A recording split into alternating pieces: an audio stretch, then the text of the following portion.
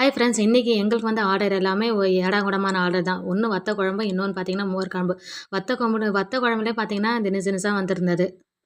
வத்த குழம்பு பார்த்தீங்கன்னா பேஸ் எல்லாமே ஒன்று தான். ஆனால் அதில் சேர்க்க வேண்டிய ஐட்டம் பார்த்தீங்கன்னா தனித்தனியா வந்திருந்தது. அதனால அதுக்கு தனித்தனியா பார்த்தீங்கன்னா ரெடி பண்ண வேண்டியதா இருந்தது.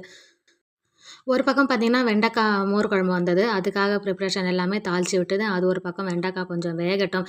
ஆல்ரெடி பார்த்தீங்கன்னா எண்ணெயிலேயே நல்லா வதக்கிடுவேன். இருந்தாலும் இந்த வத்த குழம்புக்கு ரெடி பண்ணுறதுக்குள்ள அது கொஞ்சம் வேகட்டும்னு சொல்லிட்டு அதை அப்படியே பார்த்தீங்கன்னா சிம்லேயே விட்டுட்டேன் வேகட்டும்னு சொல்லிட்டு.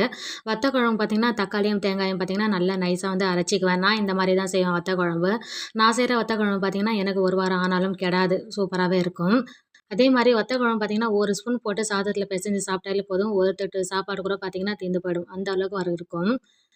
இதில சின்ன வெங்காய வத்த குழம்பு மட்டும் ஒரு 3 நாளைக்கு மேலே வந்து தாங்காது. இதில் மணத்தக்காளி வத்த குழம்பு, சுண்டக்காய் வத்த குழம்பு எல்லாமே பார்த்தீங்கன்னா ஃப்ரிட்ஜில் ஒரு வாரம் வச்சு ஸ்டோர் பண்ணி சாப்பிடலாம்.